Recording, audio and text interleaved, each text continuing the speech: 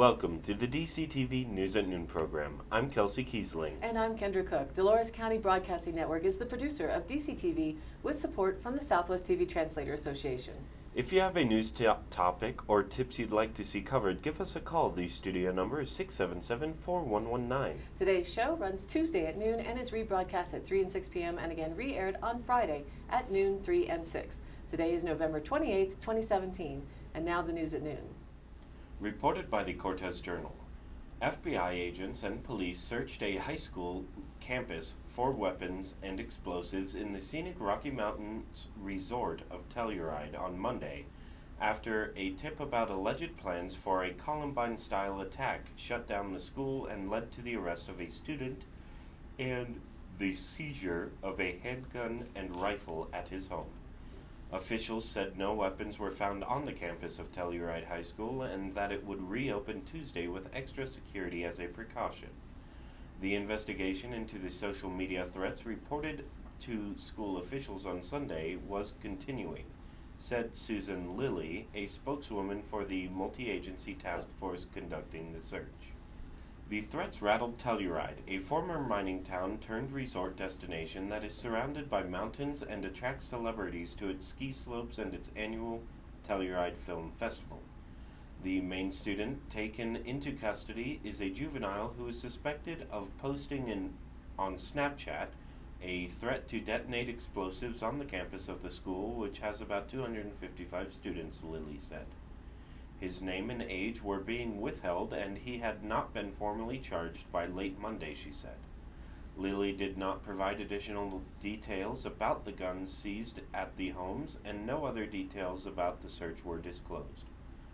Authorities were trying to determine the author of an earlier Snapchat post that threatened a shooting at the school and specifically referred to the 1999 Columbine High School shootings in suburban Denver, Lilly said.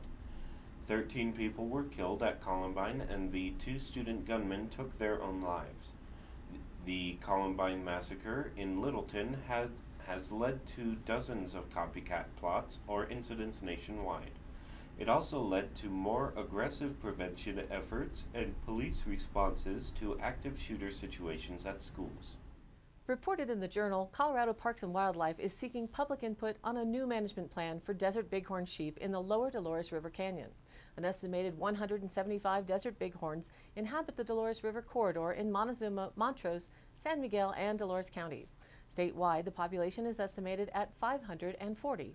Desert bighorn are a subspecies of the larger Rocky Mountain bighorn that live in the Rocky Mountain West, including the San Juan Mountains. In Colorado, desert bighorn sheep populations are managed within specific geographic areas. Management plans, written every 10 years, include habitat evaluation, history of the herd, management issues, public comments, and establishment of preferred population and sex ratio objectives. The plan is used to guide the number of hunting licenses that are issued annually. In 2017, 5 hunting licenses for rams were issued, with about a 70% success rate. About 55 desert bighorn were reintroduced to the Dolores Canyon in 1986 and 1987. The current population is healthy and has been increasing, said local parks and wildlife biologist Brad Weinmeister. There was an unexplained decrease in 2003, then in 2011 the populations came back, he said. On the ground, population surveys are done yearly on the local population, which move all along the lower Dolores River Canyon. In 2010 and 11, biologists captured and moved 30 desert sheep from south of Slick Rock to the middle Dolores River Canyon about 20 miles north near the Paradox Valley. The location was chosen because few desert bighorn had been seen in the area and there was favorable habitat. Biologists were pleased to learn that the newcomers found a band of desert sheep in the area and had joined it. In some cases, herds will not accept transplants, biologists said. Acceptance increases genetic diversity, which is favorable for long-term survival. 2 other desert sheep herds exist in the state in Colorado National Monument west of Grand Junction and in Escalante Dominguez Canyon west of Delta. Public input is being sought on the Dolores Canyon population. The information will be used to help determine objectives within the new management plan. Those interested are asked to take an online survey at the CPW website. Filling out the survey will help CPW learn what the public thinks about these animals and how people interact with them. Reported by the Cortez Journal, fur trappers are asking a federal judge to throw out a lawsuit from wildlife advocates who want to block the export of bobcat pelts from the United States. Attorneys for trapping organizations said in recent court filings that the lawsuit against the U.S. Fish and Wildlife Service infringes on the authority of state and tribal governments to manage their wildlife. The plaintiffs in the case allege the government's export program doesn't protect against the accidental trapping of imperiled species such as Canada lynx. More than 30,000 bobcat pelts were exported in 2015, the most recent year for which data was available, according to wildlife officials. The pelts typically are used to make fur garments and accessories. Russia, Canada, China, and Greece are top destinations according to a trapping industry representative and government reports. Federal officials in February concluded trapping bobcats and other animals did not have a significant impact on lynx populations. The Fish and Wildlife Services regulates trade in animal and plant parts according to the Convention of International Trade in Endangered Species, or CITES, which the U.S. ratified in 1975. The advocates' lawsuit would do away with the CITES export program, according to attorneys for the Fur Information Council of America, Montana Trappers Association, and National Trappers Association. They are seeking to interfere with the way the states and tribes manage their wildlife by forcing them to limit, if not eliminate, the harvesting of the fur bearers and, at the very least, restrict the means by which trapping is conducted. Attorneys Ira Kazdan and Gary Listico wrote in their motion to dismiss the case. Bobcats are not considered an endangered species, but the international trade in their pelts is regulated because they are lookalikes for other wildlife populations that are protected under U.S. law. From the Durango Herald, a Durango man target shooting with incendiary ammunition was found to have started a fire north of Durango that grew to 60 acres near Electra Lake, authorities said on Monday. Scott Davis, spokesman for Durango Fire Protection District, said a man was target shooting on his own property with tracer rounds fired from a .556 millimeter rifle on Friday morning. However, the man, unaware of the fire potential of tracer rounds, aimed the gun towards a tree while discharging. When the tracer ammunition hit the ground, it ignited a fire. For the past 4 days, fire crews have battled the wildfire near the 42,000 block of U.S. Highway 550 on the east side of the highway in a grassy field. It was a tough spot for fire crews to access, as it is surrounded by hills. As of Monday, the fire had burned 60 acres but wasn't expected to grow in size. While the fire has not destroyed any structures, it has consumed trees, grass, and some fences. Authorities declined to release the name of the man who started the fire. Carola Hanks, Durango Fire Protection District Fire Marshal, said a cost estimate for fighting the fire hasn't been finalized, but it's likely the cost will fall on the taxpayers. Historically, we have not gone after recouping costs unless it was an intentionally set fire, Hanks said. In this case, it's more a lack of knowledge and understanding of what they were doing and what they were using. Tracer bullets are typically used in automatic weapons for military purposes. The rounds have a pyrotechnic charge that leaves an illuminated trace of the bullet's path when fired. Tracer bullets are not allowed on federal land, but they are legal in Colorado. Davis said at this point the only possible recourse for landowners against the man who started the fire would be if they chose to press civil charges. The burn area is comprised of private, state, and federal ownership. Davis said as of Monday, no one has pressed charges against the target shooter. Efforts to reach several property owners in the area were unsuccessful on Monday. According to the Cortez Journal, local governments say they are increasingly turning to guerrilla marketing and financial incentives, including signing bonuses, to try and lure employees in Colorado's exceedingly tight job market.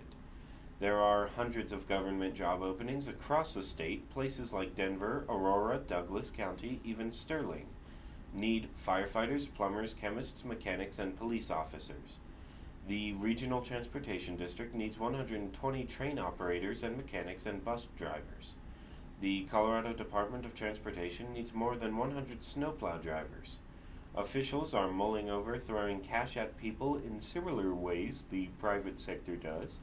Aurora Police is studying whether to offer signing bonuses. The Denver Fire Department pays people on their birthdays. And now let's take a look at the weather.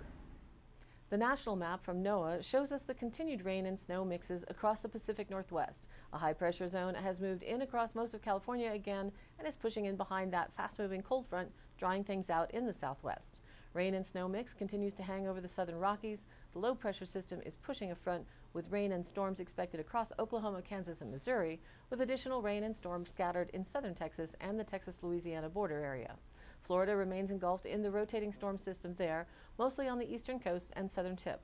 Much of the eastern part of the country is drying out with rains remaining around the Great Lakes and into northern New England.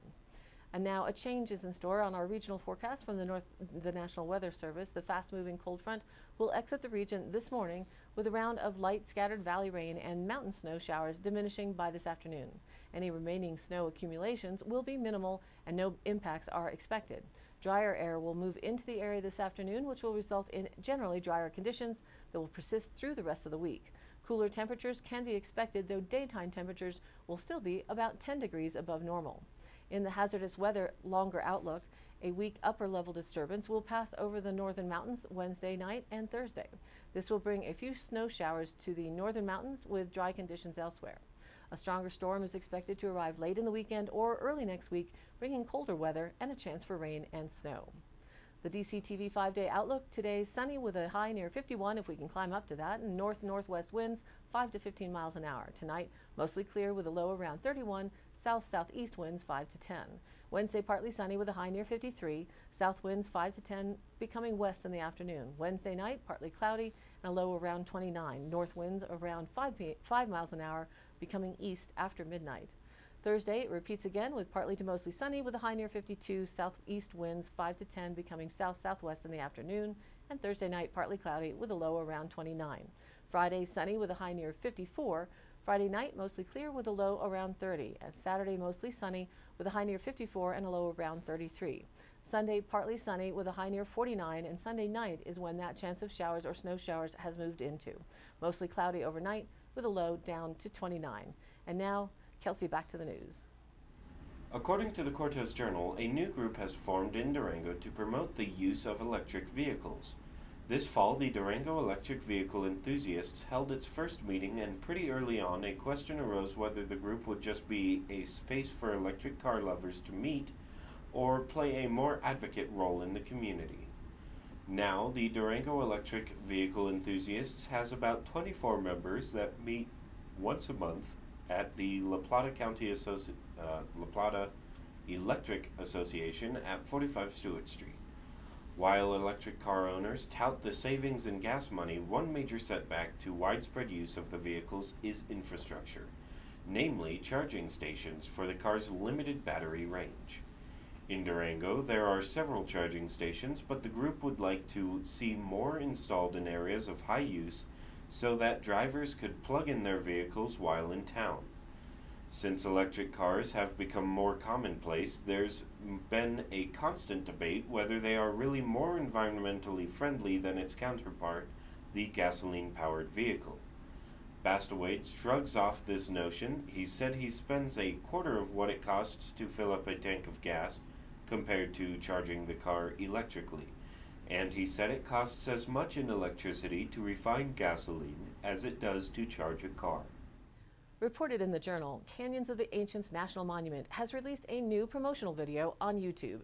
The 8-minute film is narrated by monument manager Marietta Eaton and features recreation opportunities and the ancient history preserved in 9,300 archaeological sites. Zuni tribal members discuss their ancestral connection to the monument, and backpackers talk about the exploration opportunities on the mesas and canyons. Balancing multiple uses is highlighted as well, including recreation, archaeology, oil and gas development, and livestock grazing. The video shows that 80% of the monument is leased out for gas, so they are looking at the broader range of activities that can be sustained within the monument. Recreation is the most well-known and, of course, a popular active part of the surface use of Canyons of the Ancients. The video explains that Canyons of the Ancients is off the beaten path, a, quote, outdoor museum offering a primitive exploration experience. Artifacts, rock art, mines, and cliff dwellings tell a profound story, giving visitors a glimpse of what ancient life was like there. It is a sacred place and a source of pride for Native American communities in the area. You can discover more about ways to enjoy the Canyons of the Ancients National Monument at the Anasazi Heritage Museum facility, 27,501 Highway 184 west of Dolores, or go online to blm.gov. That other facility at Anasazi Heritage Center is open from 9 to 5 from March to October and from 10 a.m. to 4 p.m. from November to February. Admission is $3 from the March to October high season and free from November through February. 17 and under are free, and school groups are also free. According to the Cortez Journal, Americans prioritize one thing above all others when evaluating whether a company is a good corporate citizen: how they treat their workers.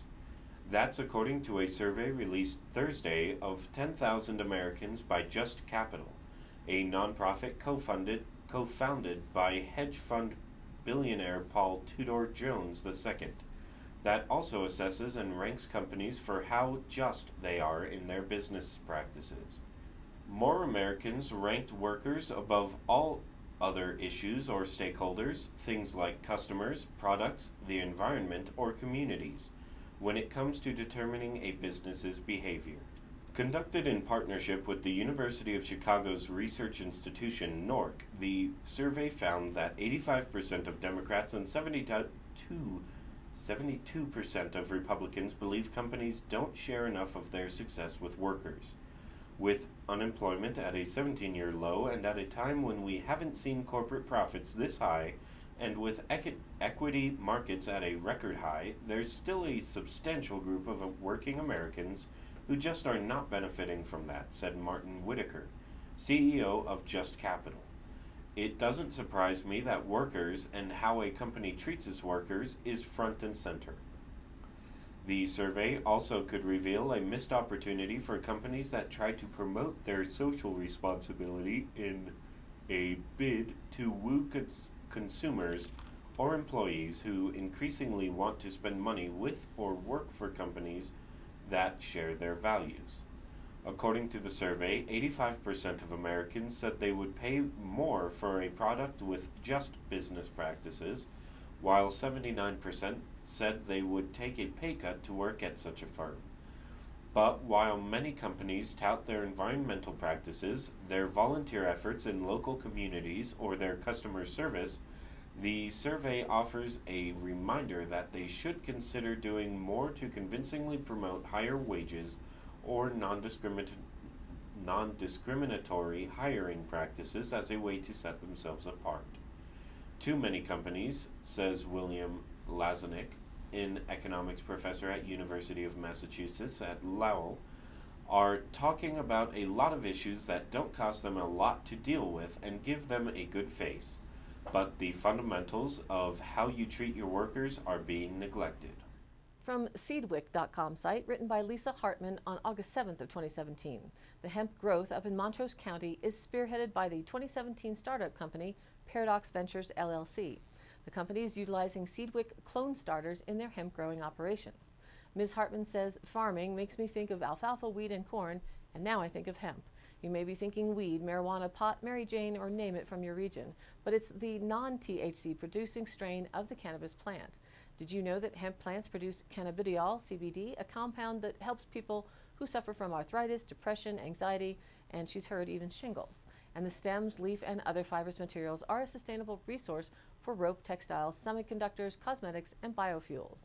She was surprised to learn that all cannabis-related products were categorized as psychoactive after a 1960s lobbyist act led by Dow Chemical Company. That meant that no one could grow, use, or repurpose any part of the cannabis plant because it was classified as drug and regulated by the DEA. That classification has now been overturned by Colorado, and the Colorado Department of Agriculture, and hemp can be grown, harvested, and sold in western Colorado as an agricultural crop. She posted some pictures of a longtime friend Gene's business, the Paradox Ventures LLC, who has a 10-acre plot with 14,000 plants.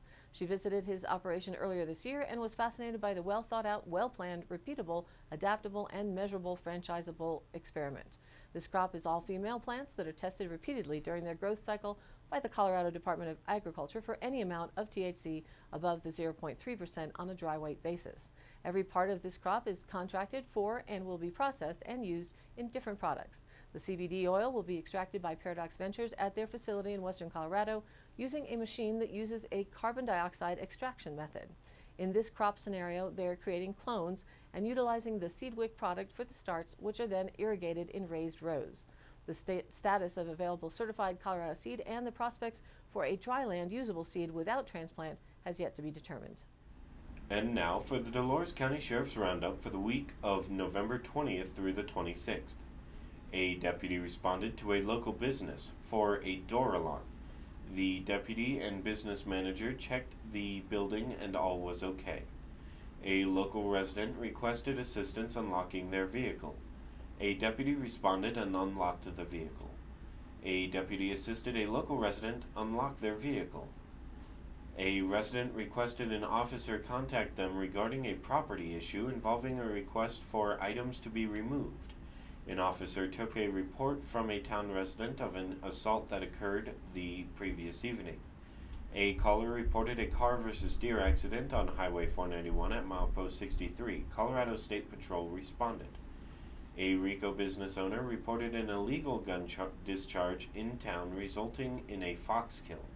The business owner also reported the incident to the Division of Wildlife. A resident motorist reported a vehicle unable to maintain lane or speed heading northbound on Highway 491. An officer was able to make contact with the vehicle and learned that the driver was on the road for several hours and was getting tired.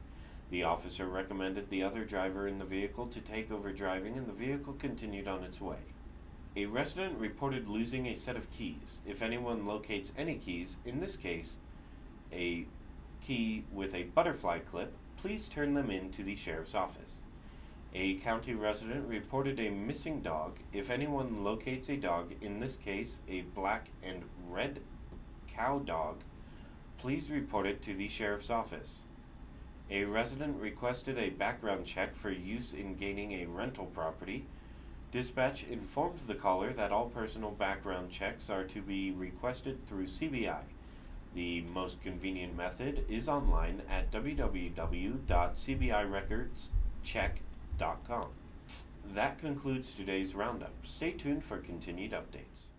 Today's High Canyon Country happenings. Tuesday, November 28th from 4:30 to 6 p.m., the SWOS Art Show and Reception will be held at the Cortez Cultural Center. That's 25 North Market Street. Then Wednesday, November 29th at 6 p.m. is a book discussion, Outdoors in the Southwest with Andrew Guilford, Ph.D. For more details on events at the center, go online to cortezculturalcenter.org or their Facebook page. Up in Rico on Friday, December 1st, it's their Noel night, Lighting of the Tree at 7 p.m. Join them from 5 to 8 p.m., hosted by the Enterprise Bar and Grill. They'll have hot chocolate and s'mores around the fire pit as they decorate the trees and wait for the Christmas carolers to come by. There will be holiday food and drink specials inside the restaurant and a nice fire to keep you warm outside for Rico's annual Noel night. December 8th and 9th and December 15th and 16th, it's the Savannah Sipping Society, a Jones Hope Wooten comedy at 7:30 p.m. at the Sunflower Theater at KSJD. Tickets are $15 online or $18 at the door. In this delightful laugh-a-minute comedy, 4 unique Southern women, all needing to escape the sameness of their day-to-day routines, are drawn together by fate and an impromptu happy hour and decide it's high time to reclaim the enthusiasm for life they've lost through the years. Randa, Dot, Marla Faye, and Jinx bond and find the confidence to jumpstart their lives. Together they discover lasting friendships and a renewed determination to live in the moment and, most importantly, realize it's never too late to make new old friends. All of these happenings and events are posted on our DCTV News at Noon Facebook page, along with the YouTube replays, weather, and original stories and local posts. To share your event or information, contact us. Send an email to dcbnnews@gmail.com or call the station 677-4119 and we'll get your news on air. Thanks for tuning in. News at Noon airs at noon Monday through Wednesday and then is rebroadcast at 3 and 6 p.m. and again re-aired Thursday, Friday, and Saturday in the same order at noon, 3 and 6. And be sure to check us out on Facebook. It's DCTV News at Noon. Please like us there and share it with a friend. For Kendra Cook with DCTV and the News at Noon program out of Dove Creek, USA, I'm Kelsey Kiesling. Thanks for watching.